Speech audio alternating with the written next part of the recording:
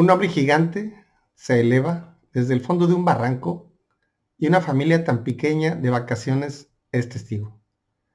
Hola a todos, gusto saludarles. Soy Basilio Cot y hoy voy a compartirles una gran historia, la cual, por cierto, representó una experiencia asombrosa para una familia tan pequeña. Esta historia impresionante fue presenciada por Chenchito, de 15 años en esa época, y sus dos padres. Sería Chenchito quien de primera mano nos contara sobre los detalles de su experiencia. Chenchito y su familia, personas muy religiosas, sin vicios y cultas, quienes vivieron siempre en Tampico, acostumbraban disfrutar sus vacaciones viajando. Y aquella mañana de agosto de 1975 se dirigían a Acapulco, en el Pacífico mexicano. Viajaban en su automóvil, su papá, su mamá y Chenchito de 15 años. Habían pernoctado en la Ciudad de México y desde muy temprano habían salido rumbo a Acapulco. Después de detenerse a desayunar en uno de los poblados de la carretera entre Cuernavaca, Morelos y Chilpancingo, Guerrero, dos de los estados al sur de la Ciudad de México, continuaron su camino. Era media mañana. Según nuestros cálculos, han de haber sido como las 10 de la mañana.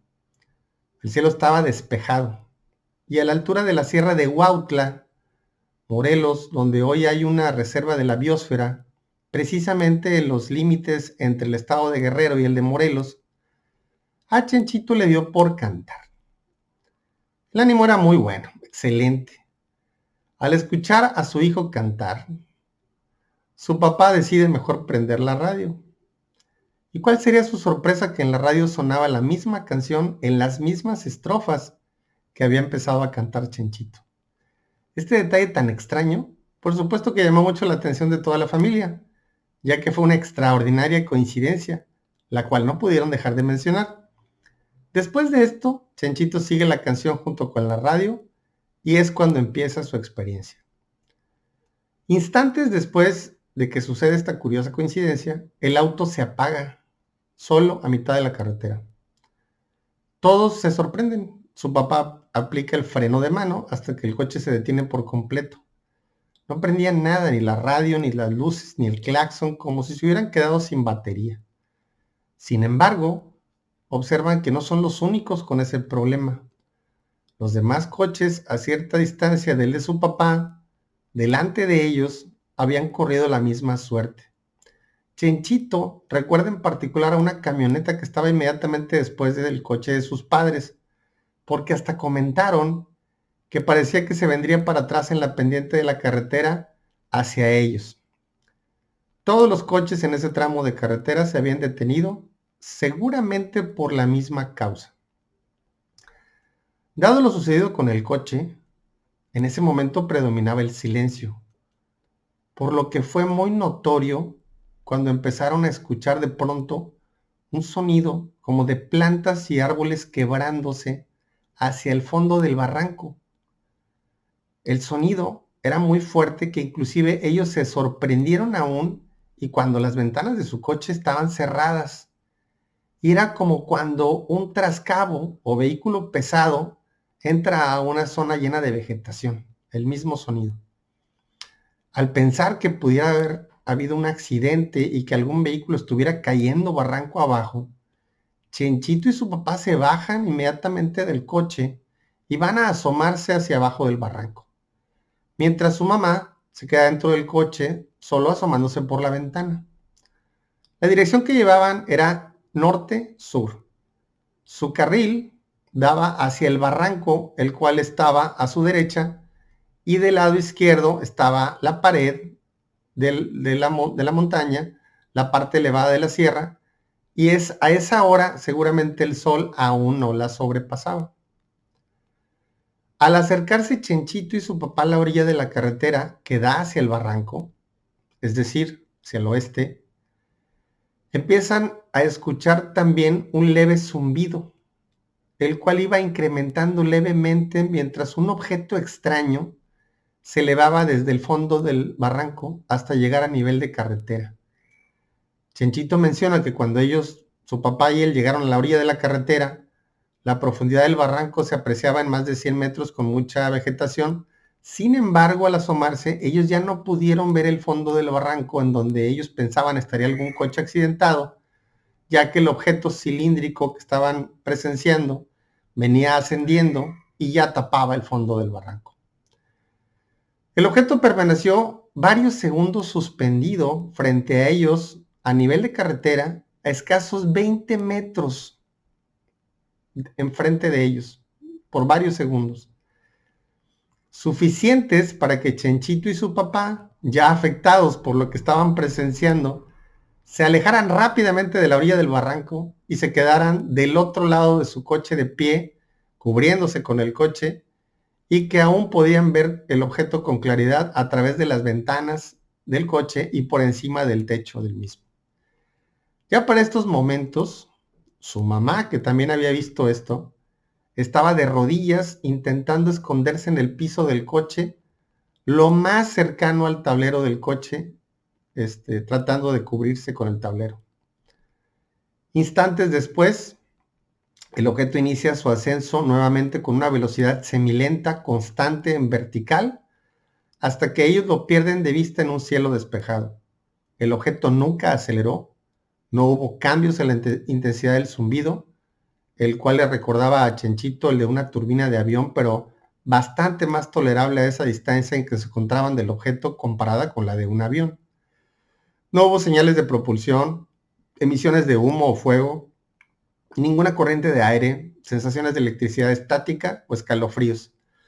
Simplemente el objeto se elevaba frente de ellos verticalmente sin perder la horizontal y sin bamboleos. Chenchito y sus padres se quedan atónitos sin poder decir palabra. Una vez que el objeto se perdió de vista, Chenchito y su papá regresan dentro del auto y después de unos minutos de estar en silencio, choqueados y apanicados por lo que acababan de presenciar,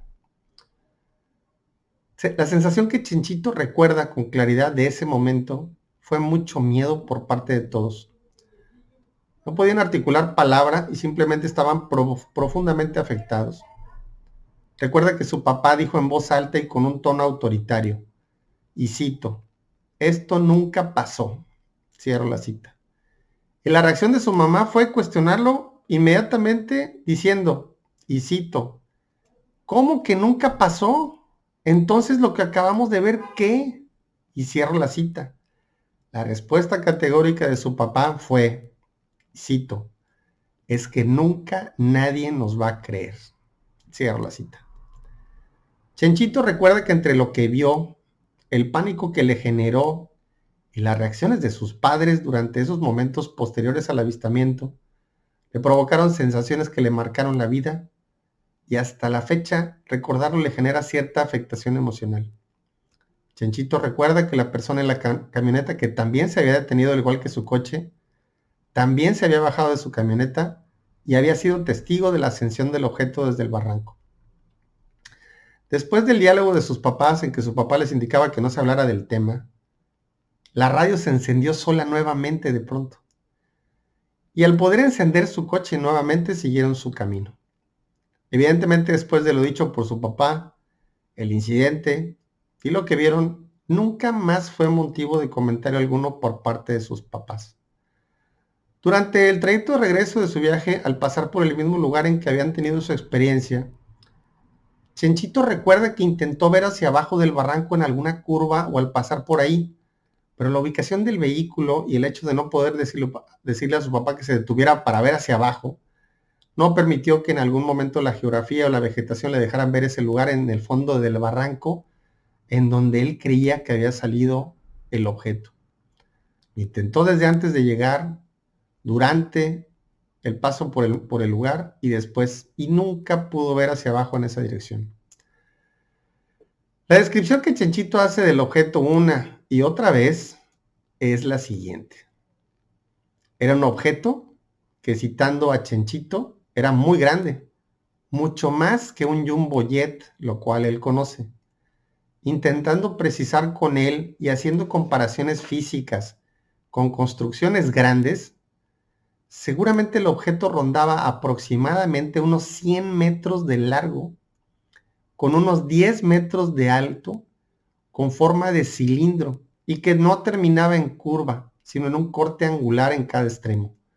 Como cuando a un pepino, esta verdura o fruta, le cortas las dos orillas redondeadas con un cuchillo.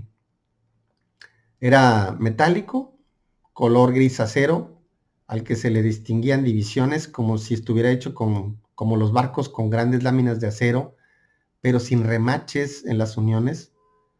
El objeto lo describe como sucio, es decir, se le venían desprendiendo terrones de tierra y pedazos de vegetación que tenía pegadas. Rotaba sobre su propio eje horizontal y tenía una capa de aire extraña que Chenchito describe como un tipo de nubosidad o vapor translúcido que rotaba en sentido inverso al que el objeto sólido rotaba y que le rodeaba completamente. No emitía ningún tipo de luminosidad, no tenía ventanas o puertas visibles. Tampoco se le percibía algún tipo de sistema de propulsión, navegación, alerones o alas, o algo diferente que no fuera la pared del objeto. Y Chenchito recuerda que dado que el objeto rotaba, no tiene duda que vieron varias veces toda la circunferencia del objeto. Lo único que no alcanzaron a ver por el tamaño, en ningún momento, fue el interior de los cortes laterales de las orillas. Probablemente el señor de la camioneta, sí.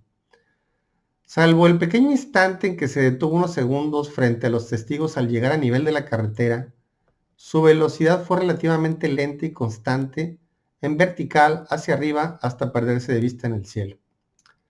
Vamos a repasar los detalles que Chenchito nos comparte, que tienen muchos de ellos algunas particularidades extraordinarias. De inicio, el incidente con la canción y el radio. Es cierto, sin duda es una gran coincidencia que por supuesto no tendría nada que ver con el objeto. La canción pudo estar de moda y sería lógico pensar que en la radio se tocara seguido. Sin embargo, sí es en sí mismo un aspecto relevante dada la experiencia que vivirían instantes después, pero en un momento lo relacionaremos con otros aspectos relevantes de su experiencia. Un segundo aspecto relevante es el sonido de plantas y árboles quebrándose.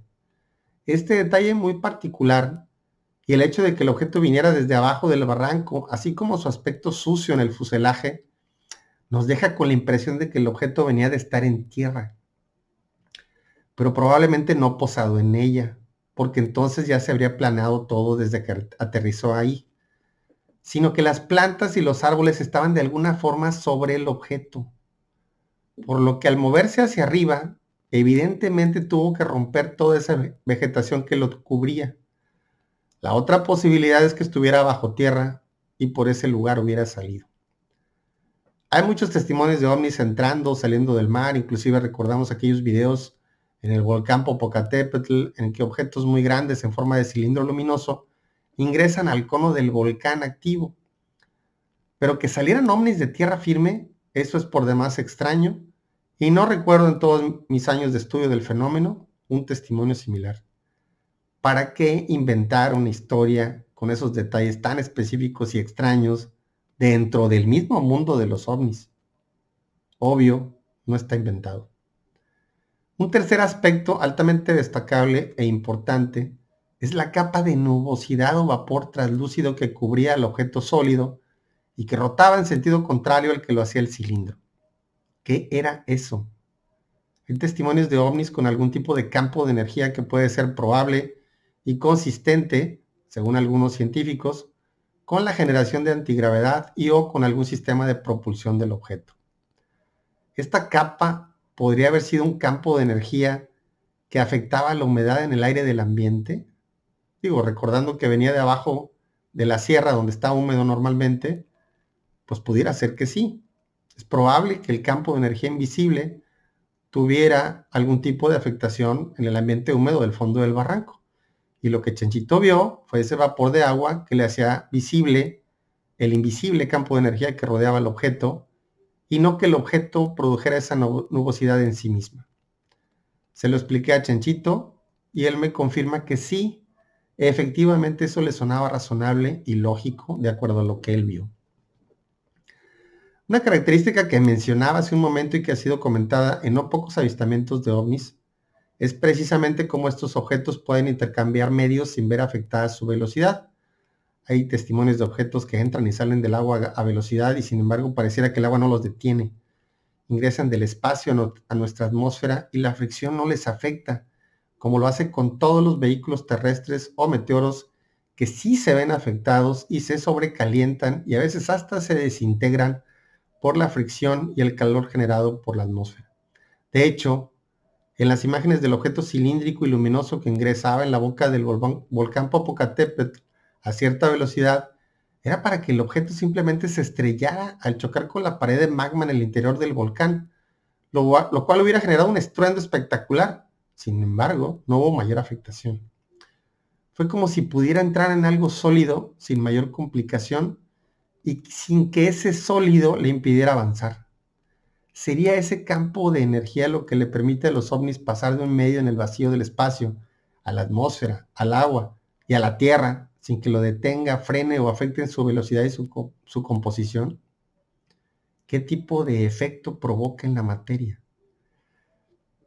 Esto me recuerda a un incidente estudiado por la MUFON en Estados Unidos, esta agencia investigadora en Estados Unidos que es muy seria, tiene mucho prestigio desde hace muchos años. Cuando una mujer en Estados Unidos, si mal no recuerdo en Florida, sale de su cocina a media mañana y se encuentra una esfera sólida con luminiscencias azul brillante de poco menos de 1 metro de circunferencia, volando a 1 metro de altura en su sala, dentro de su casa. Evidentemente esto le provoca mucho miedo y como puede, le llama a su esposo que estaba en las habitaciones y al llegar el esposo a la sala donde estaba la esfera, esta acelera horizontalmente y atraviesa la pared, dejando solo restos de una luminiscencia azul en la pared, la cual desapareció instantes después. Por lo anterior, tendríamos que buscar alguna lógica para que con una explicación desde la física se explique cómo algo material, sólido aparentemente, puede atravesar otro sólido sin chocar. Y aunque sabemos que hoy en nuestro planeta eso es imposible, sí existen algunas hipótesis de científicos al respecto y vienen de la posible forma de propulsión de los ovnis y ese campo de energía que se genera alrededor del objeto, como el que vio Chenchito en su experiencia. La explicación está en que esos sistemas de propulsión que provocan la antigravedad consisten en un mecanismo en el que se crea una burbuja espacio-tiempo alrededor del objeto que logra abrir lo que sea que esté delante del objeto y que lo cierra detrás de él al pasar. Es algo así como un portal permanente que obviamente no se rige por las leyes de la física que conocemos aquí en la Tierra. Son hipótesis con base en lo que hasta ahora la ciencia puede explicar. Por esta razón es que se explica que cualquiera de estos objetos pueda transportarse a través de cualquier medio sin que el entorno lo afecte. Como mencioné, entran y salen del agua sin mayor complicación. Se les ha filmado atravesando huracanes y entrando a volcanes sin que sean afectados, mucho menos destruidos.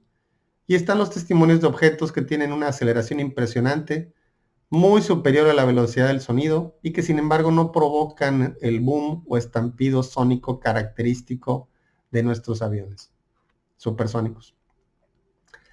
La teoría propuesta en 1994 por el mexicano Miguel Alcubierre establece que teóricamente es posible contraer el espacio-tiempo delante de una nave y expanderlo por detrás y trasladar así una nave a una velocidad cercana a la luz sin mayor afectación a quienes estén dentro supuestamente, al crear una burbuja espacio-tiempo alrededor, con lo que se impide que el entorno les afecte. Hay que recordar lo que le decían los pilotos de la Fuerza Aérea Norteamericana cuando rompían récords de velocidad.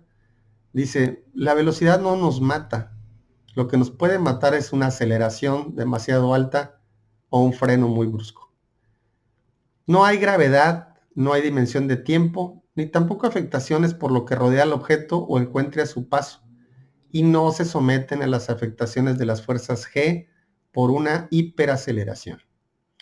Esta teoría explicaría muchas cosas relacionadas con los ovnis. Por ejemplo, la antigravedad que impide que quienes viajan en ellos, que si es que son tripulados, pueden hacer maniobras imposibles en las que las fuerzas G de la gravedad y la inercia o la aceleración maten a cualquier ser vivo dentro de ellas.